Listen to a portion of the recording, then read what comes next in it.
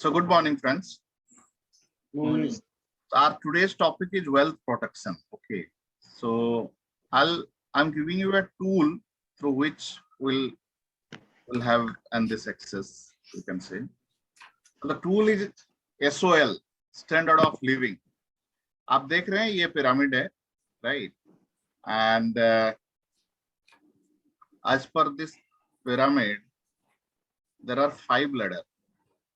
So standard of living के हिसाब से भी अगर आप देखें तो हमारी सोसाइटी जो है ना 5 भाग में बटी है। उसमें जो टॉप मोस्ट जो लोग हैं वो 5% ही हैं and they comes under luxury.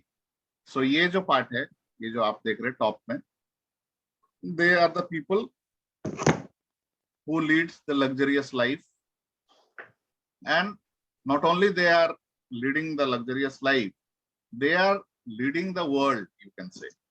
वो बोलते हैं ना 5% लोग 95% वेल्थ ओन करते हैं एंड 95% वेल्थ जो है बाकी के 5% लोगों में होता है। ठीक है। सो ये वो लोग हैं जहां पे आप कंसिडर कर सकते हैं टॉप लोग सारे, टाटाज, बिरलाज, सेलिब्रिटीज, है ना, जो जिनका नेटवर्थ उस लेवल का है, राइट। इनके लिए बात करें तो आप समझिए कि ये दुनिया को लीड करते हैं और पैसा इनके लिए कोई मैटर नहीं करता। पैसे से जो कुछ भी मार्केट में अवेलेबल है वो उनके पास होता है, और अगर नहीं है, उन्हें जब लगता है ये होना चाहिए तो वो ले लेते हैं। ठीक है। इट्स लाइक वो बोलते हैं ना, चाहे वो पिन हो या हेलीकॉप्टर हो, हर चीज अवेलेबल है उनके लिए। जो मार्केट से अवेलेबल है वो ले सकते हैं और सेकंड थॉट नहीं देते हैं। So they are the second ये लोग को हम लोग बोलते हैं comfort. So they are the people who lead a combination of luxurious and a comfort life. यहाँ पे 30% लग्जरी रहती है एंड 70% कंफर्ट। इवन इनके पास भी ये भी लग्जरियस लाइफ जीते हैं, इनके पास भी घर, गाड़ी, बंगला सब कुछ होता है, बट जब बात पैसे की आती है they give a second thought. So for example, chances are there कि लग्जरियस बच्चे जो हैं और ये कंफर्ट लेवल के बच्चे हो सकता है एक ही स्कूल में पढ़ रहे हो, एकदम सिटी का टॉप स्कूल हो सकता है, बट बात जब छुट्टियां मनाने की हो, अभी छुट्टियों का टाइम आ रहा है,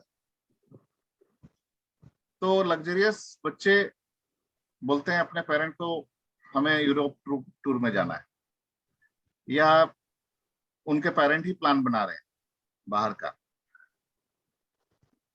ठीक है।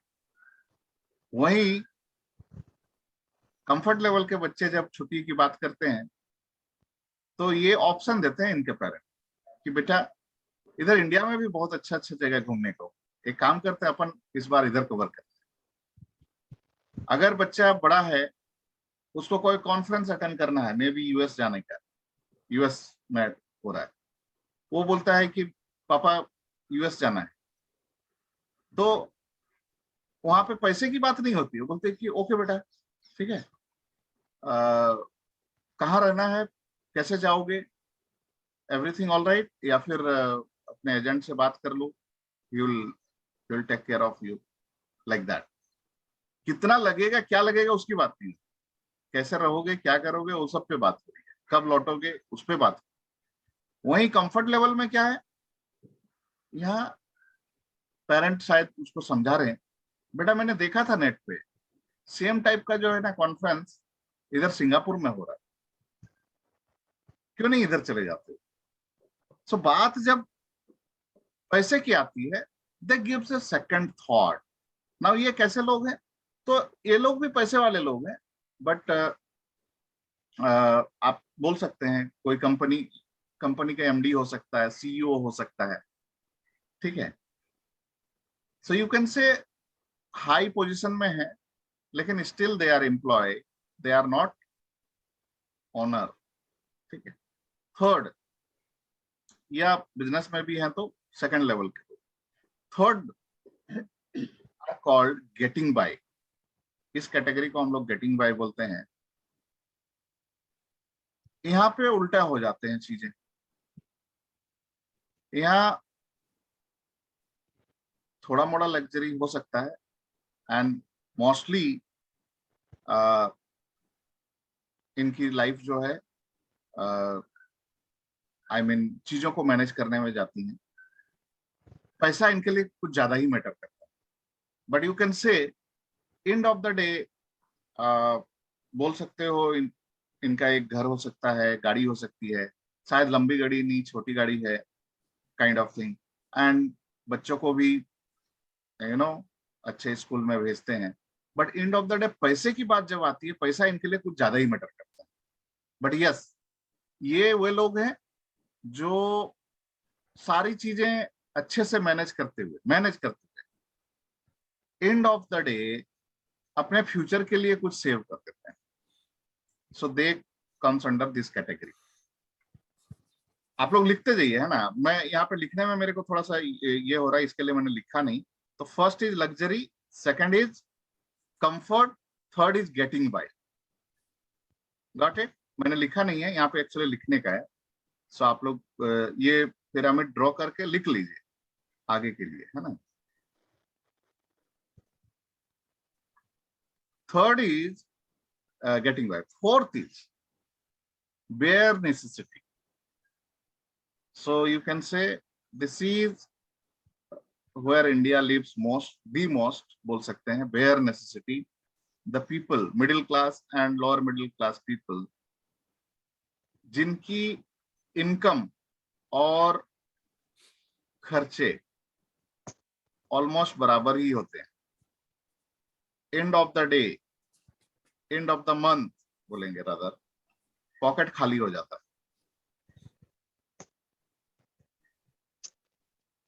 अपने फ्यूचर के लिए कुछ सेव नहीं कर पाते। इनकी कमाई उतनी ही होती है जितनी की खर्चे हैं, और कभी इमरजेंसी हो जाए तो लोन भी लेना पड़ जाता है। So they are the people comes under this category, they called bare necessity. And the last one is charity. ये वे लोग हैं जिनका इनकम का कोई ठीक ठिकाना नहीं है, and the leaves on charity. Below poverty line people, you can से, वो भी एक बड़ा यू नो परसेंटेज जो है इस कैटेगरी में भी इंडिया में लोग रहते हैं। So they are so basically इन आज कभी आपसे ले लिया, लेके चला लिया काम, कल जब आपको लौटाने की बारी आई तो फिर किसी दूसरे से ले लिया, फिर दूसरे से उसको लौटाने की बारी, फिर तीसरे से ले लिया। तो इसकी टोपी उसके सर वाला हिसाब किताब, कैसे भी करके वो लाइफ चल रहा, उनका ठीक ठिकाना नहीं है इनकम पॉइंट ऑफ व्यू से, ठीक है। So as per the standard of living, हमारी सोसाइटी, आप चाहे कोई सिटी में हो, महानगर में हो, गांव में हो, हमारी सोसाइटी यही 5 भाग में बटी है। अब यहाँ पे आप अपने आप को देखें कि आप किस कैटेगरी में हैं, आपका स्टैंडर्ड ऑफ लिविंग किस हिसाब से। कोई एक जगह पे तो है, आप लग्जरी में हो सकते हैं, कंफर्ट में हो सकते हैं, गेटिंग बाय में हो सकते हैं, बेयर नेसेसिटी में हो सकते हैं, कहीं भी हो सकता है, ठीक है। कोई एक जगह तो है, ठीक है। कहीं पर भी हो आप, ठीक है, चाहे यहाँ हो, यहाँ हो, यहाँ हो, ठीक है, यहाँ हो, आई एम श्योर यहाँ पे कोई नहीं, ठीक है। तो आपको जान के आश्चर्य होगा, फर्स्ट ऑफ ऑल इस बात से आप लोग एग्री करेंगे, आपका स्टैंडर्ड ऑफ लिविंग के हिसाब से आप जिस किसी भी कैटेगरी को बिलोंग कर रहे हैं, इसके पीछे आपका बहुत ज्यादा एफर्ट्स है, मेहनत है ना, जिसके वजह से आज आप इस जगह पे एटलीस्ट हो। But you will surprise to know that आपके पीछे जो है 5-5 दुश्मन लगे हुए हैं आपके स्टैंडर्ड ऑफ लिविंग को गिराने में। 5-5 दुश्मन, आनंद जी, आपके स्टैंडर्ड ऑफ लिविंग को गिराने के लिए 5-5 दुश्मन जो है बहुत मतलब जोर शोर से आपके स्टैंडर्ड ऑफ लिविंग को गिराने में लगे हुए हैं। जानना चाहेंगे कौन है 5-5 दुश्मन? आनंद जी चले गए क्या? Okay, Vijay Prakash sir sir बताइए बताइए क्या है 5? जानना चाहेंगे कौन कौन दुश्मन है जो आपके स्टैंडर्ड, आपके मतलब हम सबके, है ना?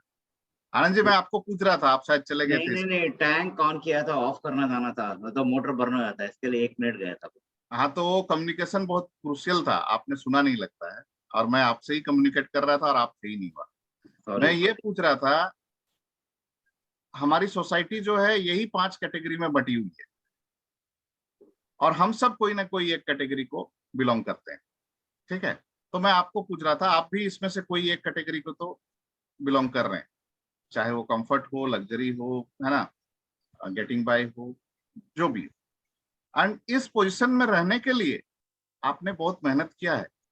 इनफैक्ट हर इंसान जो भी इस कैटेगरी को, जिस किसी भी कैटेगरी को बिलोंग कर रहा है, उस कैटेगरी में रहने के लिए ही, उस कैटेगरी तक पहुंचने के लिए ही बहुत हार्ड एंड एफर्ट लगे होंगे एंड उसको जी रहे हैं।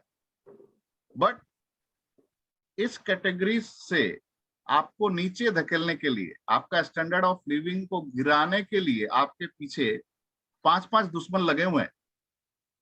वो आपके स्टैंडर्ड ऑफ लिविंग को गिराना चाहते हैं। तो मैं पूछ रहा था, आप जानना चाहेंगे ये दुश्मन कौन कौन सबसे पहले मैं। है? नहीं अभी आप why दूसरा, why should I get that feeling that somebody is trying to push me down? That is reality बाबा, अभी आप दूसरे कम्युनिकेशन में मत जाइए, ठीक है? अच्छा, दैट इज रियलिटी। तो पहले आप बोलिए कि आप जानना चाह रहे हैं कि नहीं जानना चाह रहे अपने दुश्मन, बोलिए ठीक है? सर। आप दूसरे कन्वर्सेशन में जाते हैं, आपका लॉजिकल माइंड जो आ जाता है फटाक से, ठीक है? ओके, सो चलिए देखते हैं ये दुश्मन कौन कौन है। द पहला दुश्मन इज डी, द अनदर दुश्मन इज अगेन डी, एंड तीसरा इज अगेन डी, ठीक है? And third is, fourth is I, and the fifth one is T. So 3D and IT. ये 3D क्या है? D for death, D for diseases, and D for disability, I for inflation, and T for tax. ठीक है? आप सब लोग इस बात से एग्री करेंगे, और ये लाइफ की सबसे बड़ी सच्चाई है, दैट इज डेथ, ठीक है? लाइफ है तो डेथ है। हम सबको इस दुनिया से जाना है, कब जाना है पता नहीं है। बट आप सोचें, जो कि रियलिटी है, जो कि होते रहता है, कब किसके साथ होगा बोलना मुश्किल है। आज हम हैं, कल को अगर नहीं, being a bread earner, being the key person of the family, अगर हमारे साथ आज के डेट में कुछ हो गया, डोंट यू थिंक इसका सीधा इम्पैक्ट इनकम पे पड़ेगा? और इनकम पे पड़ेगा तो हमारी स्टैंडर्ड ऑफ लिविंग जो है घर की, हमारे बाद गिरेगी।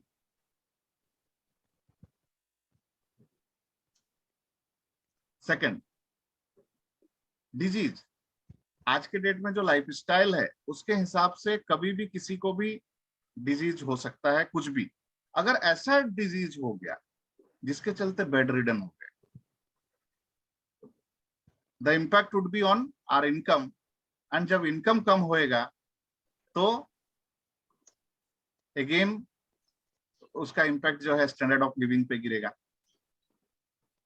थर्ड इज डिजेबिलिटी, एक्सीडेंट हो गया, डेथ नहीं हुई बट डिजेबल हो गया, impact on income, and income पे कम होगा तो स्टैंडर्ड ऑफ लिविंग भी गिरेगा।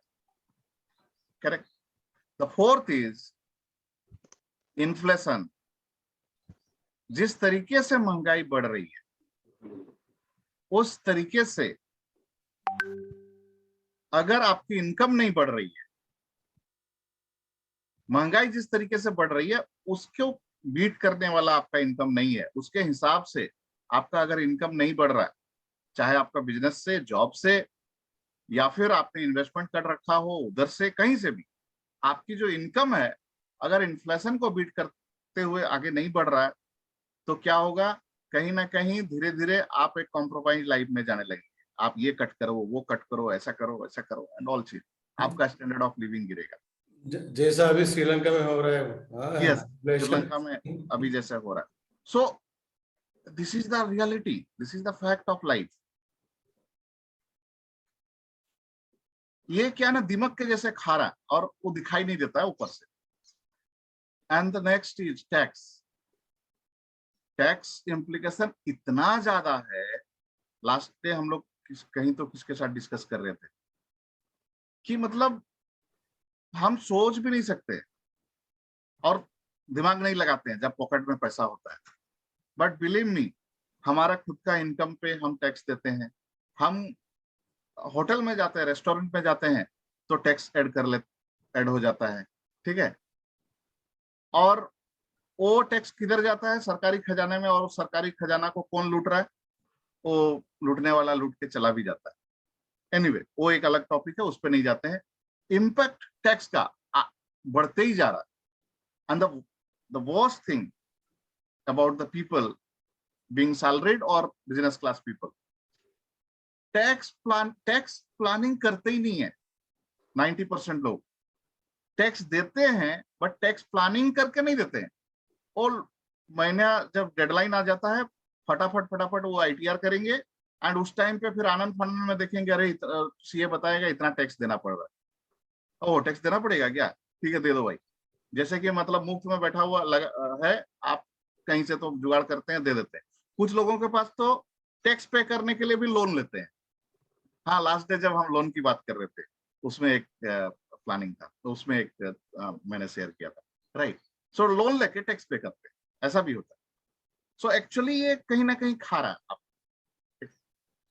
सो triple D, death, disability, disease and IT, ये 5 दुश्मन ऐसे हैं जो रोज बहुत मेहनत कर रहे हैं आपके हमारे स्टैंडर्ड ऑफ लिविंग को गिराने के लिए। डेथ अनसर्टन है, कभी भी हो सकता, हुआ तो गड़बड़ है, स्टैंडर्ड ऑफ लिविंग गिरेगा। डिजीज हुआ तो गड़बड़ है, डिजेबिलिटी हुआ तो गड़बड़ है। और अच्छा, डिजीज जब भी हो या डिजेबिलिटी जब भी हो, सबसे पहला इंसान क्या करता है, हम लोग इमोशनल लोग होते हैं, चाहे खुद के साथ हो या घर में किसी के साथ। डिजीज और डिजेबिलिटी तो ऐसी चीजें हैं, इट्स नॉट अबाउट जस्ट खुद पर हो, घर पे भी किसी को हम प्यार करते हैं अपने लोगों से। ऐसा कुछ हो जाए, डिजीज तो मैं बोलता हूं अगर, वो तो डेथ से भी डेंजरस हो जाता है। होता क्या है, लोग जो है अपने घर द्वार बेच देते हैं, जमीन बेच देंगे, सब कुछ कर देंगे, ये जानते हुए भी कि शायद बचाया नहीं जा सकता। लेकिन हाँ, चूंकि हम प्यार करते हैं तो जितना है जब तक कर सकते हैं करें, जब नहीं कर पाएंगे तब तो फिर देखा जाएगा, वो तो भगवान की मर्जी। बट ऐसा कर देते हैं। एंड आपके जो फिनेंशियल गोल्स होते हैं, short term, mid term, long term goals जो होते हैं, उनका पैसा को आप निकाल के उधर में खत्म करते हैं। This is reality, I have seen, forget about others, मैंने अपने घर पे देखा है, ठीक है। सो ये हुआ था और ऐसे ही होता है। So these are the reality, and ये दुश्मन हैं, ये मान के चलें। सो इन दुश्मन से बचने का रास्ता क्या है या क्या अपन कर सकते हैं? So that's where the role of protection comes. जैसा जो मैंने बताया, वेल्थ प्रोटेक्शन की हमने बात की, ठीक है। सो यहाँ पे बात आती है प्रोटेक्शन की, एंड प्रोटेक्ट करने के लिए जो मेजर बोल सकते हैं, आई मीन जो सॉल्यूशन है वो है life insurance, health insurance,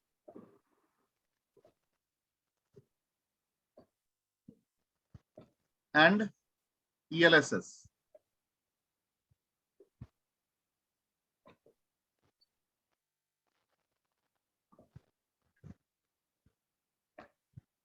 equity linked saving schemes. ठीक है, डेथ अगर होती है तो कल को मैं नहीं रहा, मेरे बाद मेरी कमी तो कभी पूरी नहीं हो, बट मेरे नहीं रहने से फिनेंशियल कमी जो है वो पूरी हो सकती है अगर मैंने एडिक्वेट लाइफ इंश्योरेंस ले रखा है।